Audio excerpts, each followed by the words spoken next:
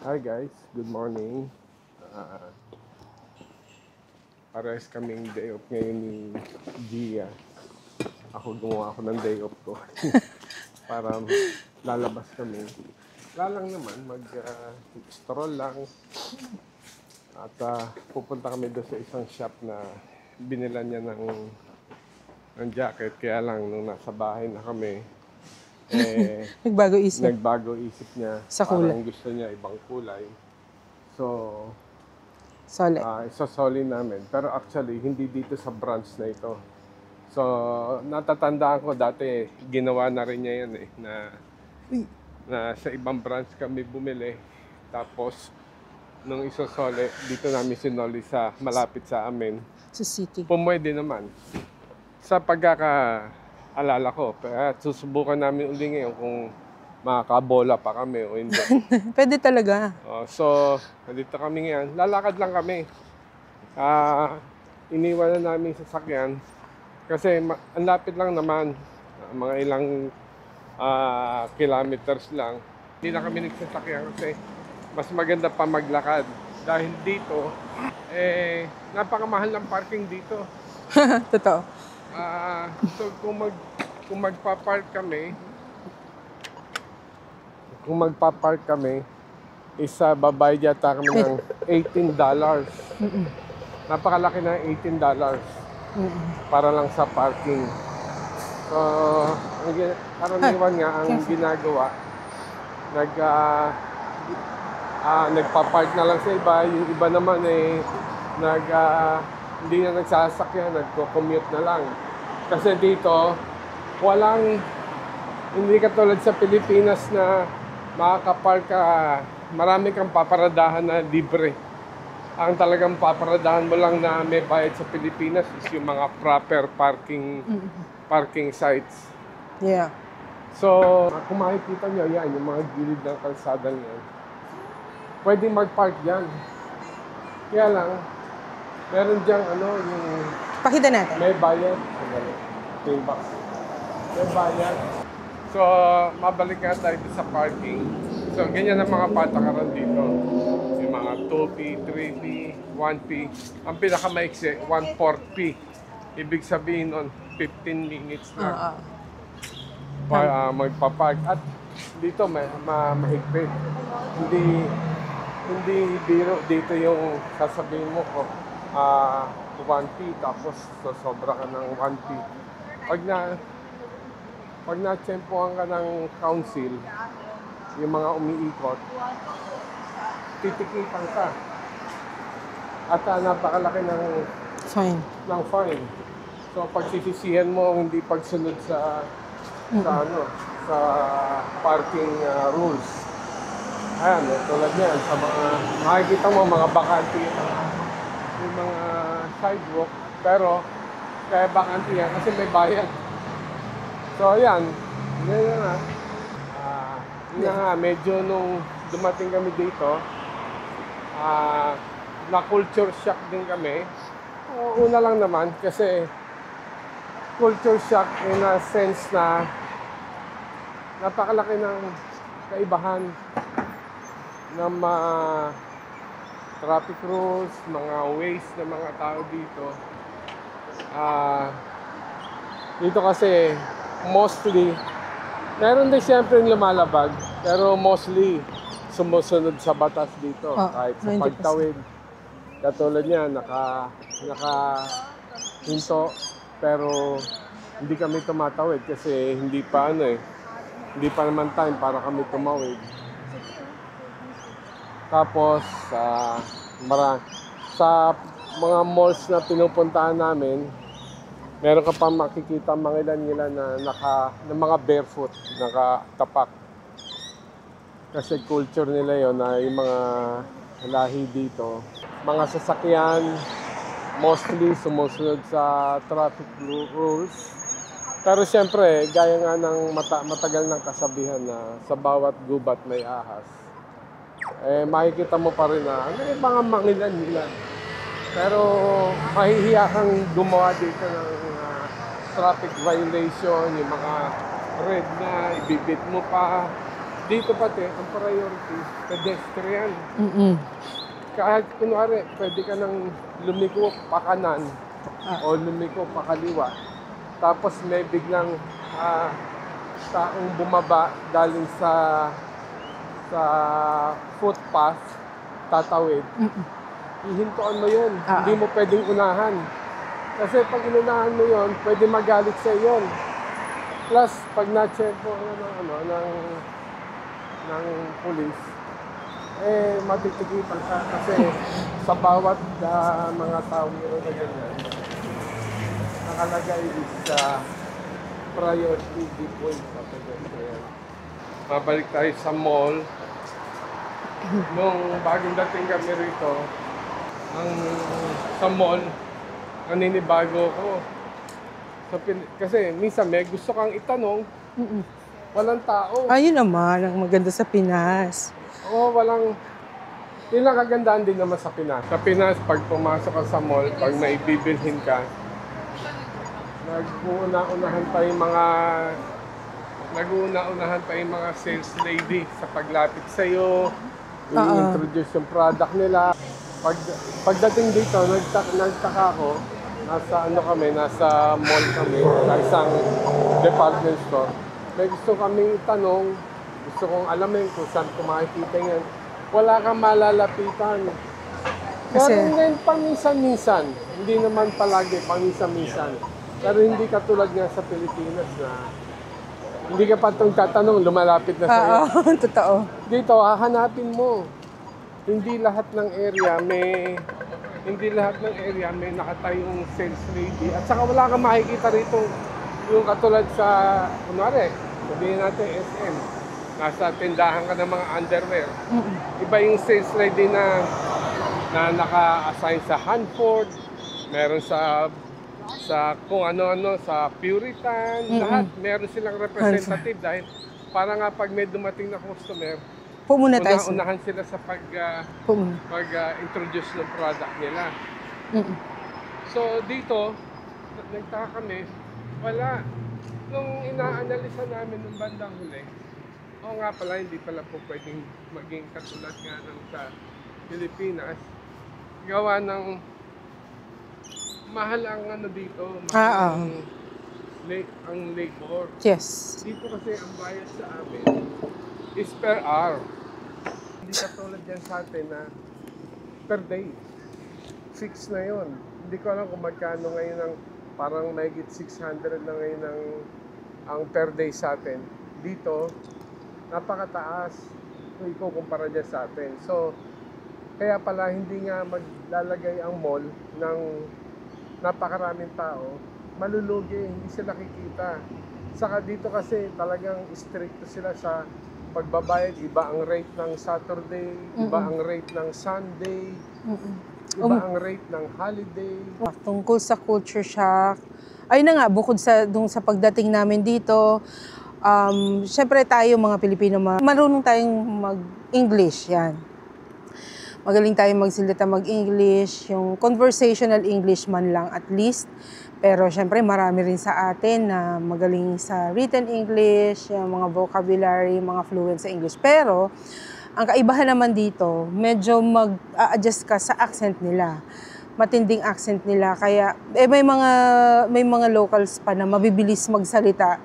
So bukod sa accented yung English nila na hindi ka familiar, mabilis pa, kaya kumbaga parang magpo-pause ka muna bago ka mag-answer sa kung ano man yung question nila sa'yo o sa mga sinasabi nila, matagal ka ba, magpo-pause ka muna bago ka mag-react kasi ano ba sinabi nito?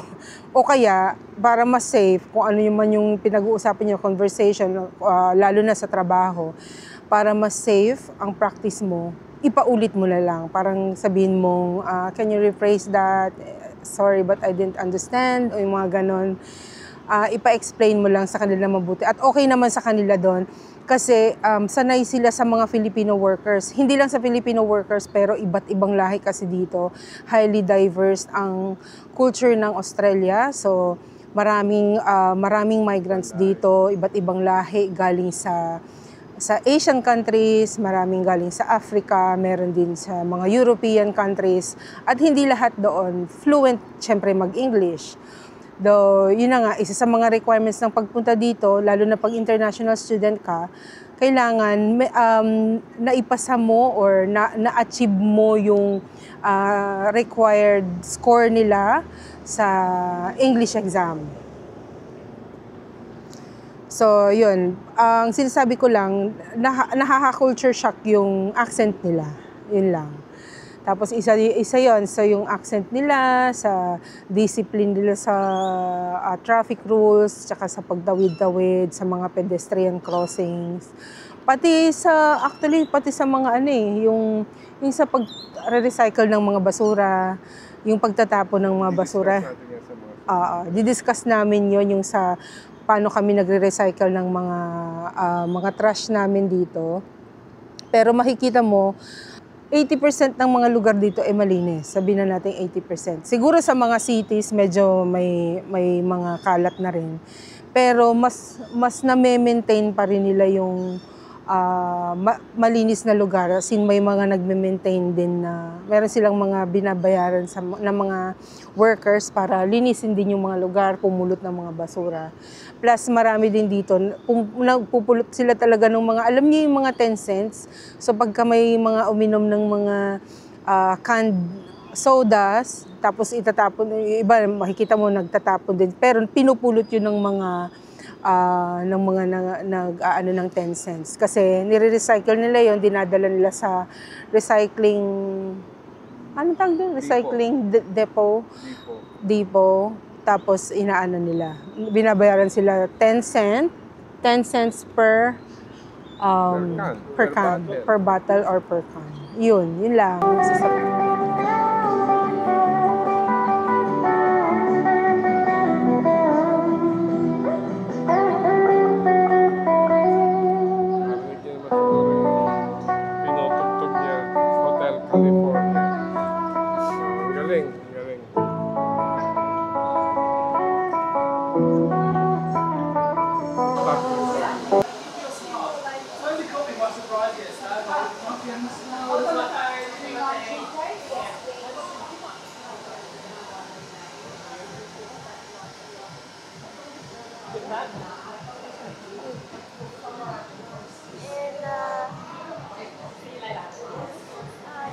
Florentines? Yeah. One of those? Yeah, one.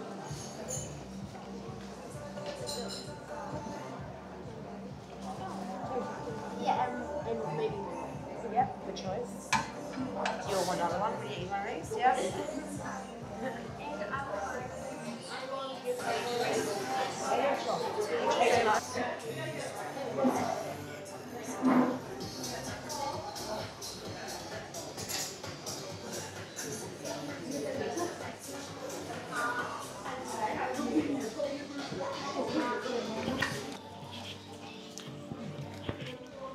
Hot choco tayo, guys. Hi guys, ito nga, nandito kami sa Coco at nag-hot choco. Galing na kami sa Uniqlo. Sinoli namin yung jacket na binili ni Gia. Actually, hindi niya dito binili sa branch na to, pero yan ang isa kagandahan dito sa Australia. Hindi mahirap magsoli. Hindi mahirap magsoli ng mga binili. Katulad niyan, binili namin to sa ibang branch sa Westfield Marion. Ngayon, nung pagdating sa bahay, medyo nagbago isip ni Gia. Hindi niya gusto ang kulay. So, since mas malapit kami dito sa branch na to, pinapalitan namin. Walang tanong-tanong, walang maraming investigasyon. Pinalitan. Basta dala mo lang yung resibo, digital man o hard copy, pinalitan ka agad. So, ayun na, nakuha na niya. Hopefully, hindi na magbago ulit isip niya. At eto na, celebration sa pagkakapalit ng kanyang binili. Kami ngayon sa Coco Block. So ito, favorite kasi namin tong parang cafe. Kasi Cafe marami talaga? silang, cafe to kasi marami silang iba't ibang chocolates. Dito guys, kung mapapansin nyo, dito kasi kami sa Regional Australia, so nasa Adelaide kami. Libre to.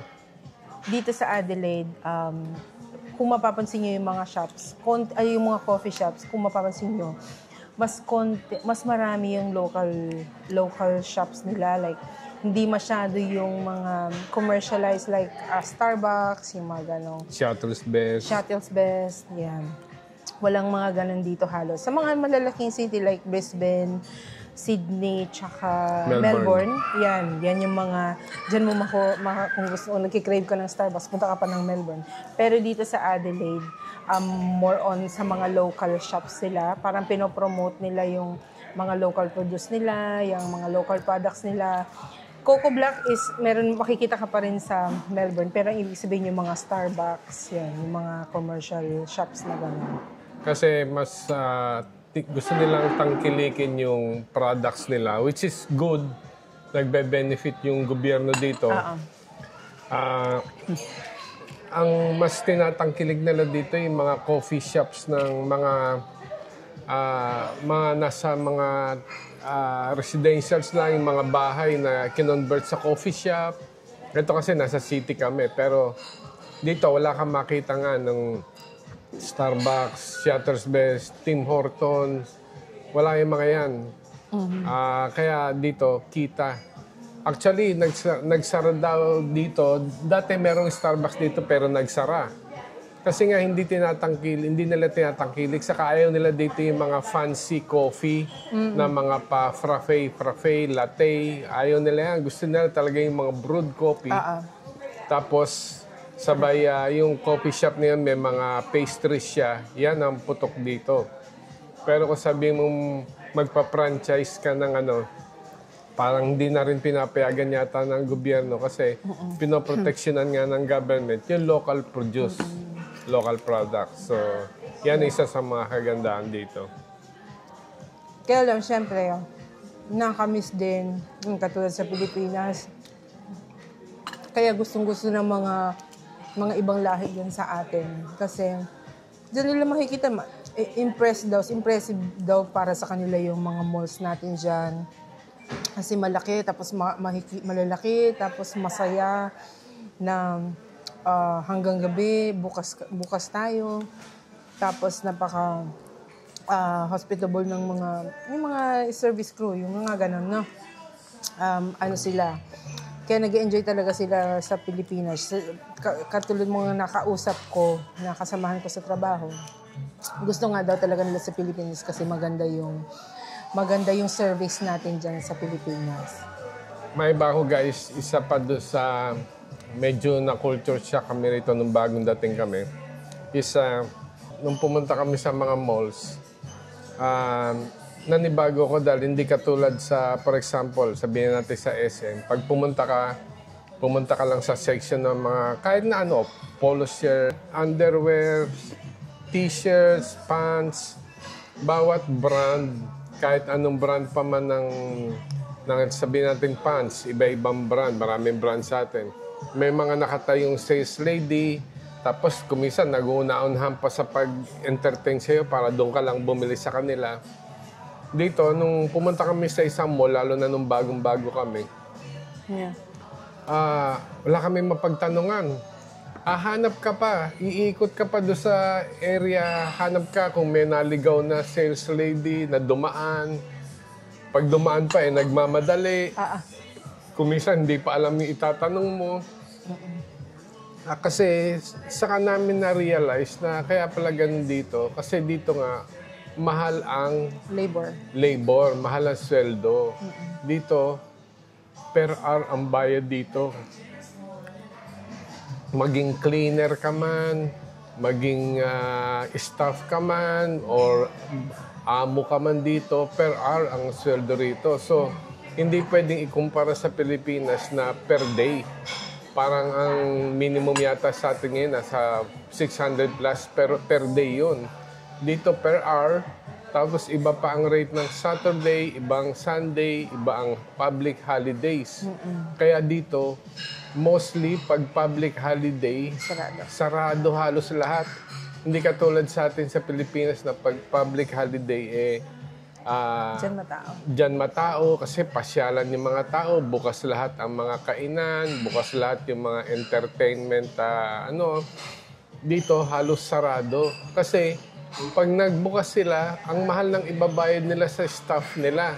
150%. Kung hindi masyadong bumenta, lugi sila. So, mas gusto pa nilang magsara pagka mga public holidays.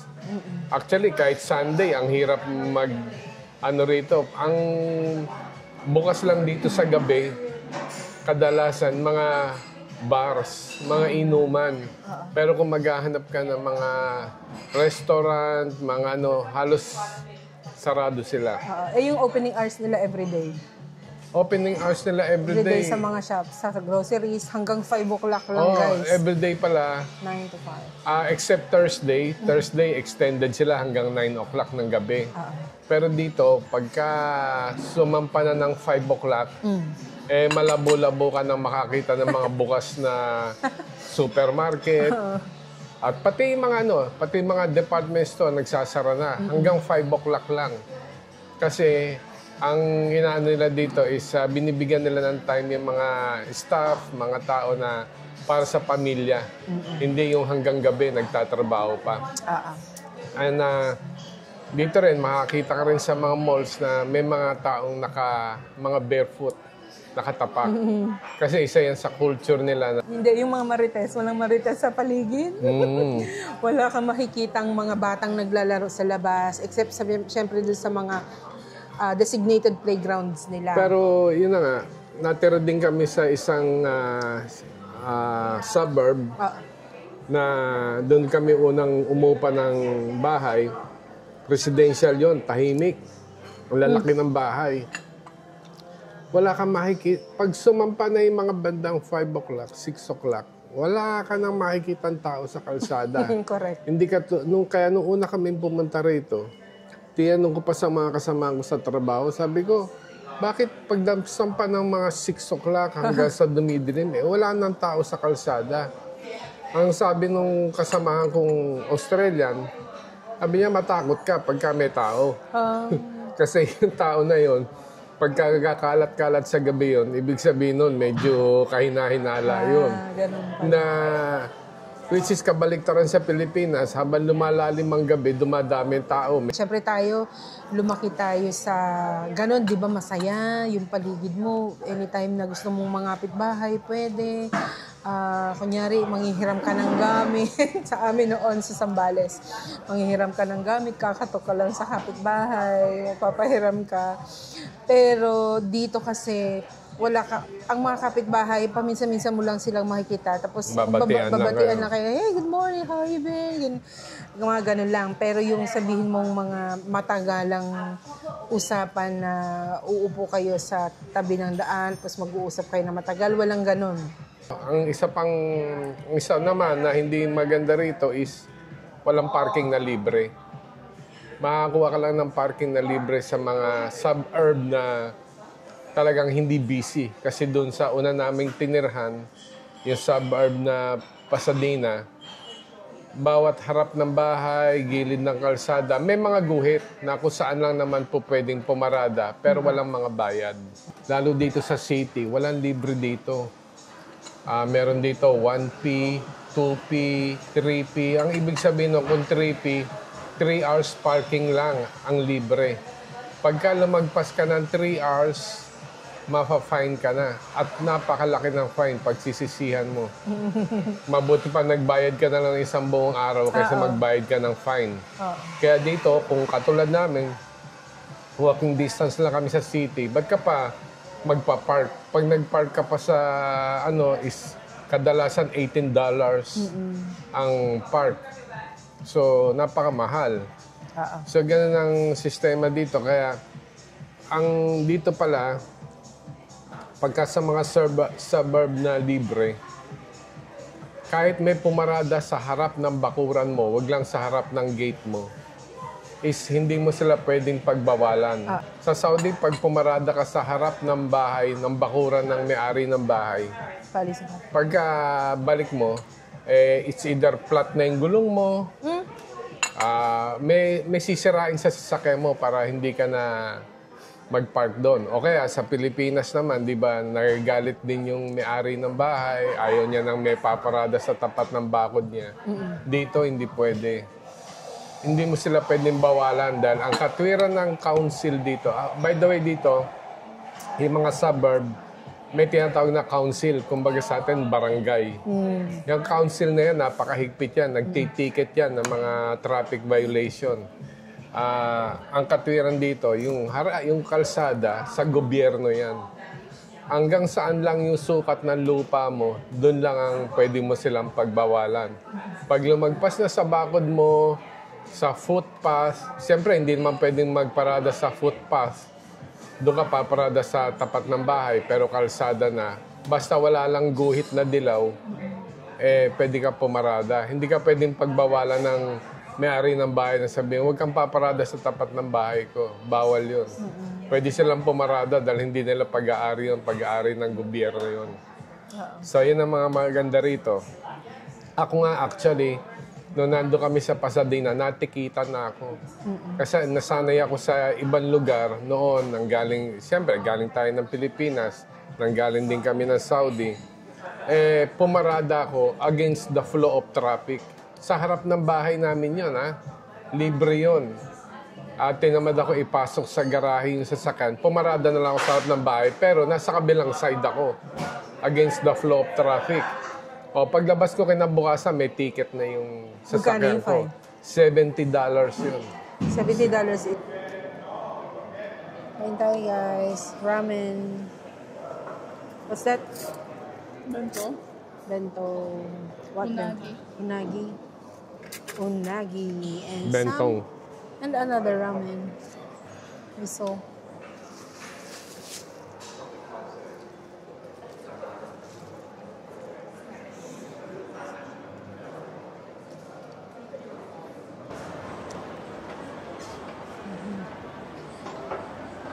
Gelato.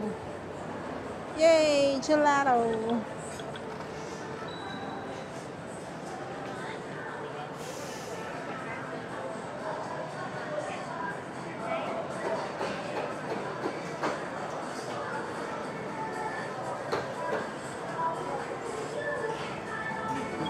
Ayan. Dito ba? Dito ba?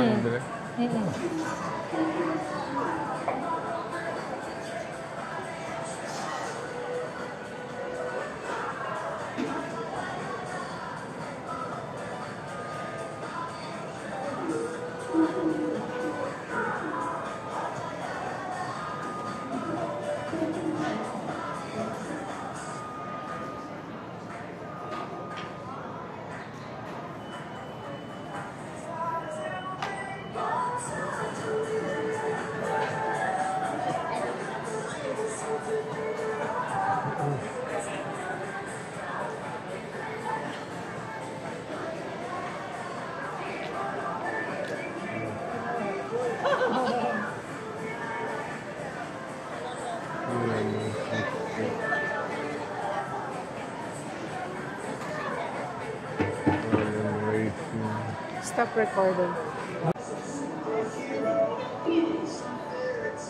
Laki pala.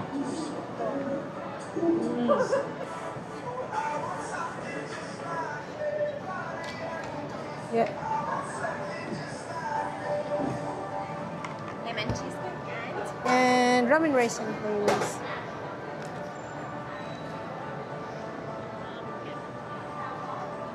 Anything else? That's all.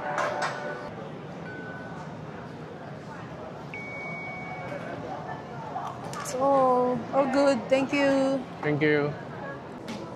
And guys, kakain muna kami ng ice cream. Ice cream. No, Pero gusto ko lang i-share sa inyo na pinagbilan ng ice cream namin to. Kiosk lang to, malaking kiosk. Pero maraming taong bumili. Iisa lang yung nagsaserve. Siya pa rin ang cashier, siya nagsaserve. Pero mga tao rito, hindi yung magagalit dahil sa matagal. Nag-aantay sila talaga na maserban. Alam nila na iisa lang yung tao at alam naman nilang hindi naglalagay ng maraming tao yung mga kiosk. So, matyaga sila nagsaserve. Matyaga sila naghihintay. So, ayan guys. Isa pang... Kakain nga kami. Ayan. Bali, pagkatapos namin mag-hot choco kanina, kumain naman kami ng ramen sa Japanese resto. Tapos ngayon ice cream naman. Ayos! Hanggang sa muli guys. Annyeong! Annyeong!